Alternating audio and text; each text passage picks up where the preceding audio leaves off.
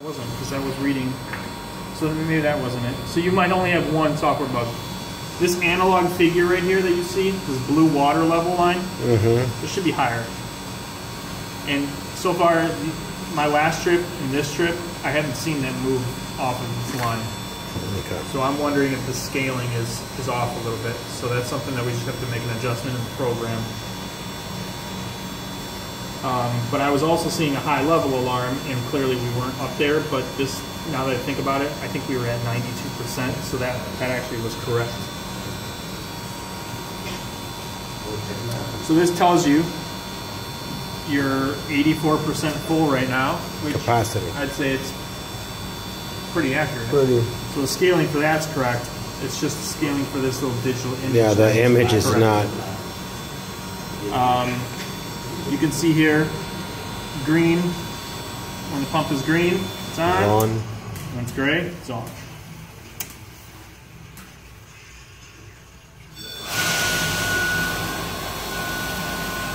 You can see right now filter 1 says OK. When it's clogged, it will turn yellow and say clogged.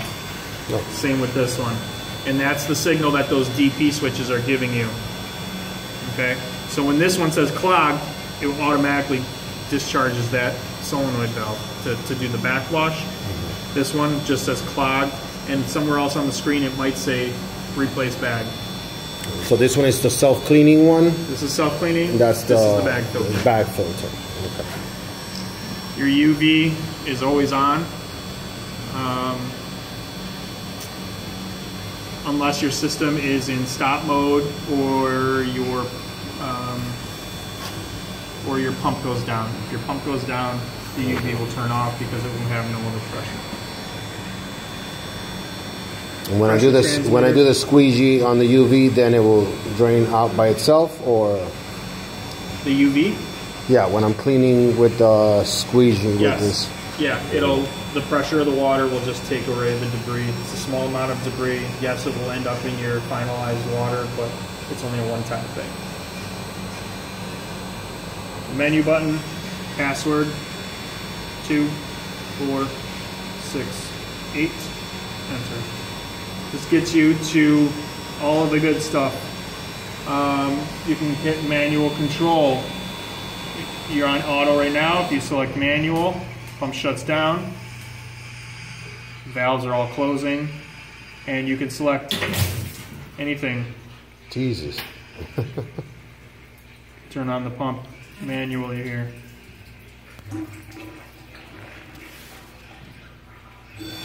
Now you see how I only have 60% right here? So that right in manual mode, it will only run at 60% max. If you change this down to 40, again, only 40. Only 40. That's a safety feature. Okay. Tells you your pressurized reading right there. Summer mode, this is an important one. If this is not in the on position, a lot of the functions of your system won't work. And if you're going, I don't understand what's going on, it's because you're in winter mode. You might not even ever be in winter mode. I don't know if this room is heated. So it has a heater. I don't even know why they included winter mode in here, or summer mode. But they did. Do you have to winterize the irrigation system outside? We don't control that. We just supply the water to that system. Knowing my irrigation system, yeah, you have to blow it out, or some people do antifreeze. And then this will be off in winter. I suppose yes, probably would be. Okay.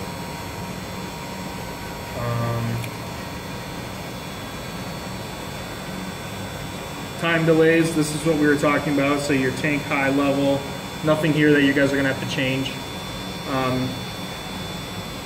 If you do, make sure that you set things for seconds. Pay attention to, this is 10 minutes, that's 10 seconds.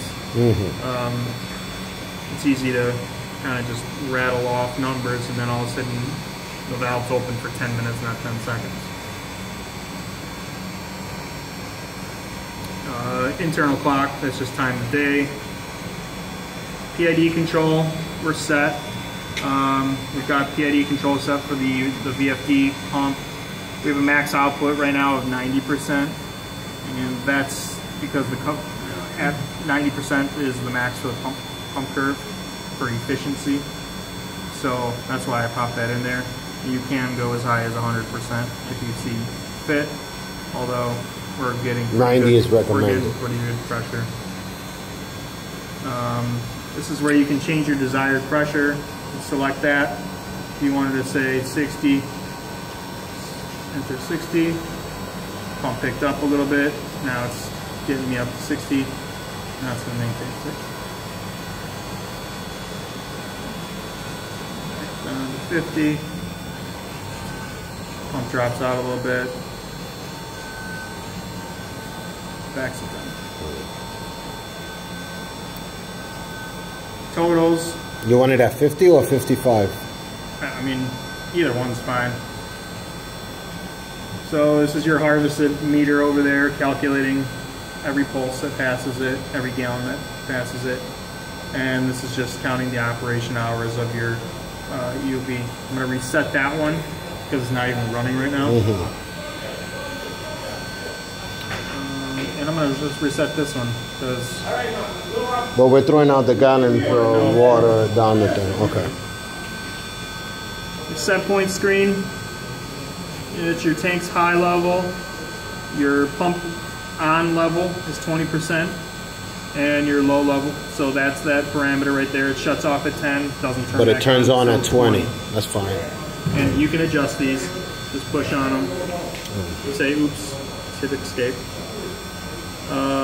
This is all calibrated, so none of this should be touched. Pumps will turn back on, full bore, 5 psi under the set point. And pump has to get down to run at 45% in order to go to sleep, which we could probably increase a little bit. We haven't heard it go to sleep in a while. This is just your scaling of your analog sensors. Don't have to make adjustments to those. And then this just tells you exactly what the VFD on the inside of the screen, the LCD display on the VFD, on the ABB VFD. So it's just a redundant screen, but nice feature.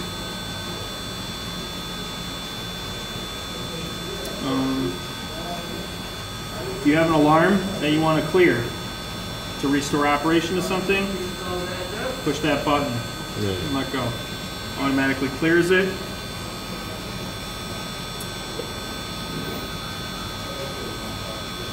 I think that covers everything on this screen. So if this is 50, that gauge should be at 50 as well. Or very close. Or very close. If you want to, another way of clearing an alarm. One thing I noticed with this controller is if I shut down this system and our pressure drops all the way down to 10 psi, well, you're going to start to see something here that says pressure failed or pump failed. And the reason it does that is because if this thing doesn't make at least 14 psi, it thinks something's wrong with the pump. Now there is a little bit of a delay on there, but I've noticed to get it out of that that little zone of where it thinks it's in fault, you have to switch the operation over to manual, run the pump so you can get the pump up past 14 psi. As soon as you get it past 14 psi, hit the auto button. Back to auto. Takes off running.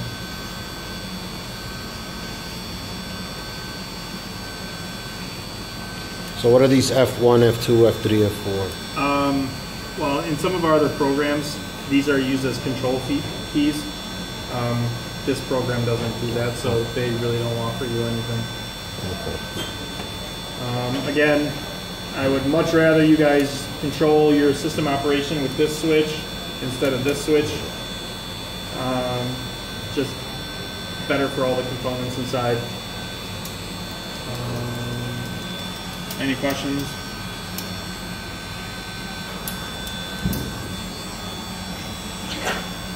That's it. That pretty much wraps it up.